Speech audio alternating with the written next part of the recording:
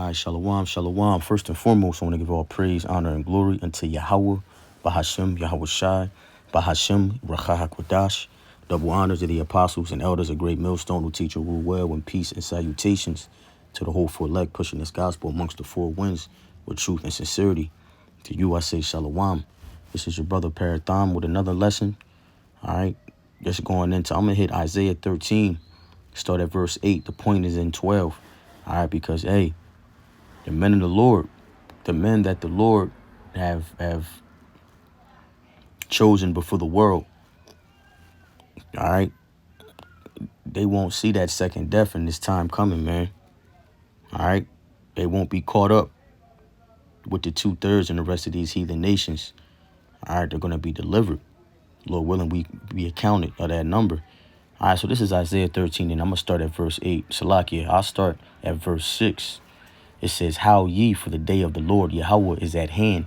It shall come as a destruction from the Almighty." All right, the day of the Lord is going to be darkness, man. As Amos says, it says, therefore shall all hands be faint, and every man's heart shall melt.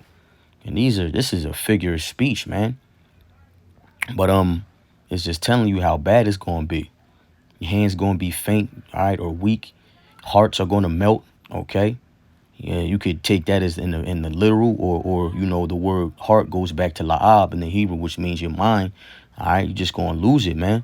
We know that the one of the Lord's curses, all right, is going to be the thermonuclear missiles, man. All right, which is literally going to melt shit. So, you know, that's a double entendre. But continuing, this is verse 8. They shall be afraid. Pangs and sorrows shall take hold of them, and they shall be in pain as a woman that travaileth. They shall be amazed at another. Their faces shall be as flames. Yeah, man.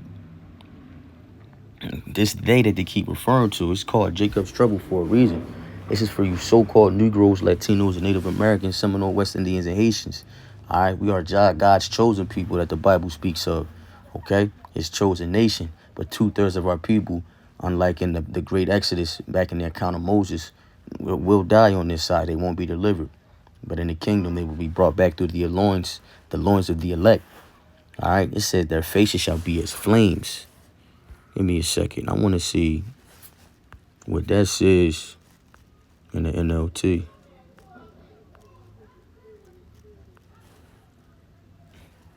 It's Isaiah 13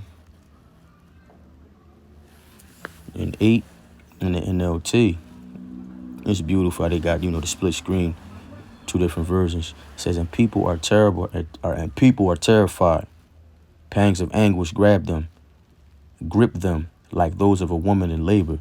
They look helplessly at one another, and their face aflame with fear. All right, so their face is gonna be blank, man. What's coming is never happened before in existence, but it's literally 2/3 of our people, the wicked, in these heathen nations that won't be saved for slavery, because you got the elite on the right hand side and the elite on the left. The elite on the left hand side will be saved to start this the rebuilding of the kingdom. All right, them chains going right on them, man. Okay, but everybody else, man, literally, it's it's going to be like an air fryer. Hey, with Micah 4:1, what's Micah 4:1 say? Roughly paraphrasing, the day of the Lord shall be as an oven. Give me 1 second. The day of the Lord shall burn as an oven. All right, because what's the best cleaning agent? Salaki, it's Malachi 4:1. For behold, the day cometh that shall burn as an oven, and all the proud, yea, and all that do wickedly, 2/3 of our people in these other heathen nations, and the wicked shall be as stubble. In that day that cometh shall burn them up, saith the Lord Yahweh of hosts, that it shall leave them neither root nor branch, because they're going to be eradicated. All right, 2/3 of our people are going to be brought back through the loins of the elect. All right, the heathens are going to be brought back for slavery for 1,000 years, and then they'll be given their own land and be under the law. But the wicked, Esau, Edom, the so-called white man, red man, Adawan, that the Bible speaks of, After that 1,000 years is up, your roots, there should be no root nor branch. Meaning what? You're going to be eradicated from existence, man. All right? There's no more need of your service. All right? It's a wrap. Back in Isaiah 13 and 9. Behold, the day of the Lord Yahweh cometh, cruel, both with wrath and fierce anger, to lay the land desolate. And he shall destroy the sinners thereof out of it. Hey, because scriptures say that Yahweh Shai is going to cry like a travailing woman. He wants to come down here bad, man. It's only been a couple days to him. You know, a day of the Lord is 1,000 years, and 1,000 years is one day. It only been a couple days, man.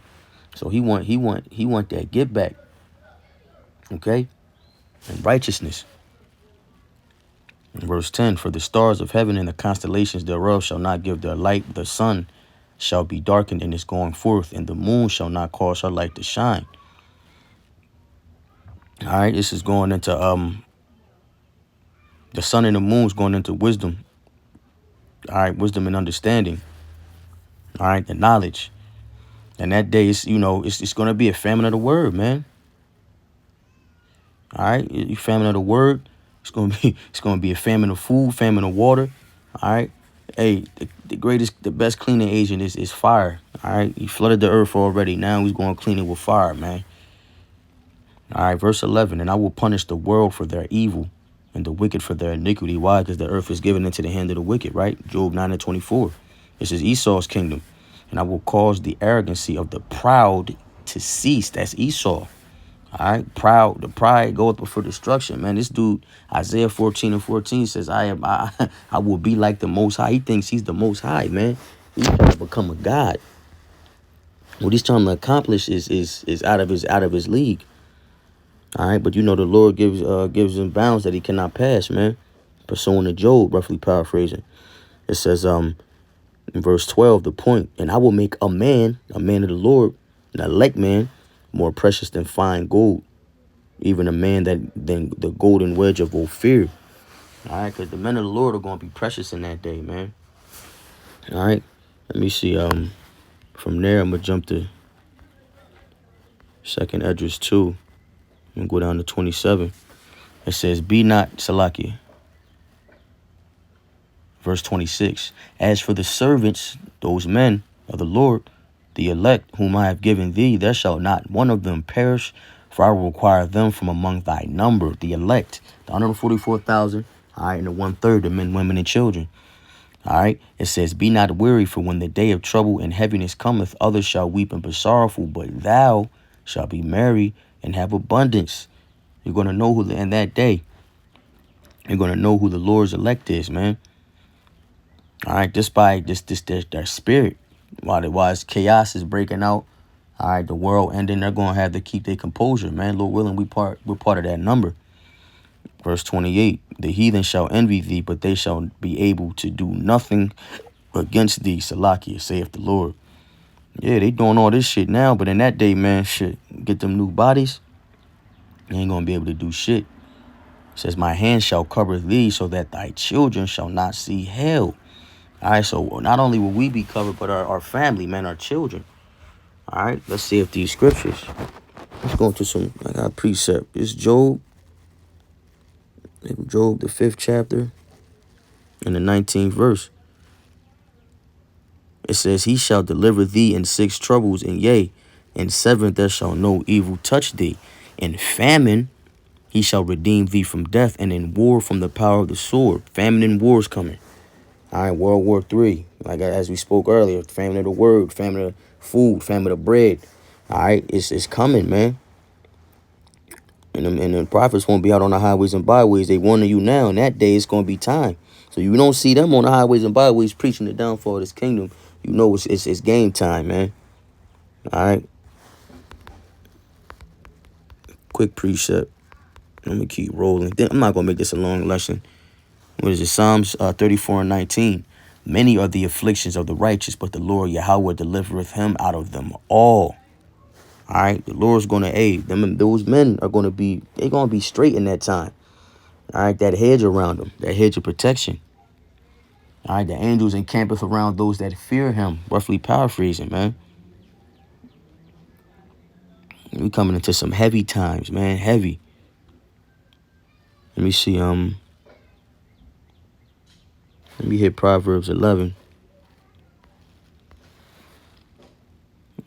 Proverbs 11:4. It says, "Riches profit not in the day of wrath, but righteousness delivereth from death." All right. Riches profit not in the day of wrath. This currency, these material things, your gold, your money is not it's not gonna amount to shit. The dollar gonna crash far before all destruction comes. All right. So riches, possessions, they won't profit you in the day of wrath. But righteousness delivereth from death. Righteousness is the true riches, faith, having hope. All right, Isaiah 33:6 says what? Knowledge and wisdom shall be the stability of thy times. All right, and strength of salvation. The fear of the Lord is his treasure. All right, treasure. Those are our true riches, man. All right, righteousness is going to deliver us from death, man. Lord willing, we be accounted of that number. All right. Hey, so with that, that's all I got, man. I just wanted to throw that together. That was on my spirit. It was inspired by a couple brothers was listening to today at the plantation. Lord willing, this lesson was edified. I want to give all praise, honor, and glory unto Yahweh, Bahashem, Yahweh Shai, Bahashem, Rakah HaKodash. Double honors to the apostles, the elders of Great Millstone, who teach and rule well, and peace and salutation to the whole for elect. All right, keep enduring. Akim Kwam Yasharala in the Bible Ball. Shalom.